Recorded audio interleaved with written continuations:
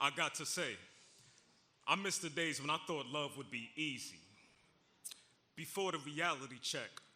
You see, I got a lot to get off my chest, and I don't really know where to start. Like, how do we express soft words through hardened hearts without sharpening the message? Well, I gotta thank her for teaching me my hardest of lessons. The fact that our traumas weren't meant to be hidden, yet we suppress them. Like, why do we cover and dress them when we should learn to address them? I think she was the blessing I should have prayed for. See, she brought that heat but stayed raw and challenged me to separate the burdens of my mind from the hurdles of my heart. Like, for real, you see, we knew a mind was a terrible thing to waste, but when do we give our hearts a break? Like, do our minds awake when our heart's at stake, or do our minds dictate our hearts escape? From that safe space they were grown. Look, there was a time when she owned a controlling interest of my heart, and me hers. But that was all before some poor decisions occurred. Like the moment we realized we only seem to love each other in the bedroom. Like our hearts get blocked at the door. Like we're afraid to wear our love in the light and have our pride knocked to the floor. And I couldn't figure out whose fault that was. I'm exhausted because I entered this engagement with effort and intention to provide her mental orgasms and soul stimulation. See, I wanted to embrace her scars like a New York summer because our winters can be unforgiving. And when winter, when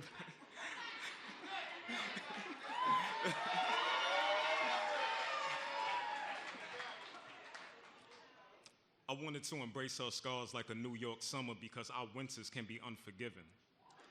And when winter comes, I wanted to hold her pains in my palm and warm them like the last sip of our first kiss. I wanted us to be exclusive like oxtail gravy. Heavily sought, and that price keeps rising. And I wanted to consume her fears and keep her mind shining like black skin in the summertime. But we went from peeking these wonders to just freaking these covers. The kiss of her lips no longer hit like the twist of her hips as she rolled her frustrations onto me in ever-growing erratic flows. And I'm not really complaining. See, I'm here in the moment, but what comes after we come after each other? Awkward laughter as I grab up the rubber. I move fast to get my ass out the covers. Kiss goodbye, I feel like I am too smothered. So I made my escape. How lost I was seeking that moment of disconnect. Perhaps it was a disrespect I inadvertently supplied. That night she cried and I didn't wipe her eyes because they stemmed from lies. And I tried to avoid her deception as I moved to get on to the next one. Because her bed weighed heavy with baggage and unresolved traumas. But see, I brought my own drama. So this isn't against her. I just didn't really want to see what could occur. A toxic union between two cover lovers that deserve Oscars for their proper depiction of pride and commitment. I mean, I swear I was smitten with her, but I couldn't give up the burdens of my past, knowing she was harassed by her own. Because then how could I call her my home? So we came to disown those thoughts and wander off back to the solace we found in physical loving. Because that baggage fee, too big for the budget. And who was gonna pay that? Not me. I ain't ashamed to say that. So we began endless sessions of body painting distractions to masking the troubles within us. She wet my brush with her flavorful colors to stroke Mona Lisa's across her canvas.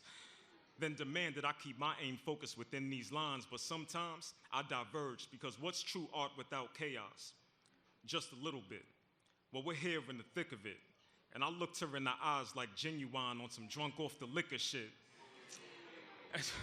As we continue to drown in our own poison, toxic oceans flowing out our pores and weighing us down more and more and more and more. And one would say I'm a fuckboy for not taking the lead in progressing this arrangement, but the truth is we're strangers. We change up our faces every day to mask the true quality of our character. So what trust can I have in her? And what can she have in me?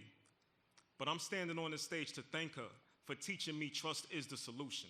How many scars and bruises have torn us from the salvation of a new journey? We may think we're protecting our hearts, but maybe we're blocking its glory. Maybe our hearts really need a break from us and the control of our minds fake and tough. On one hand, protecting us. On the other, injecting us with loose fears and false projections. Now, I'm not saying to run head first into a red flag. You gotta trust your judgment, but find something you want and learn to love it. Because don't we all deserve love? Because isn't love learned the best lesson earned? Because isn't a wasted mind relative to the beauty of the outcome? Because isn't a life with love better than without one? So we came to a resolve to no longer waste our minds or break our shine. We opened up to each other to explore the times that made us who we are, all of our depths in the night and in the light. I abandoned this avoidant persona to engage with her for real, because my mind is clear and her intentions are right. So we held our love in the open, joined in the bond to protect and feed it together. So thank you for providing that break my heart truly needed forever. Thank you. Thank you.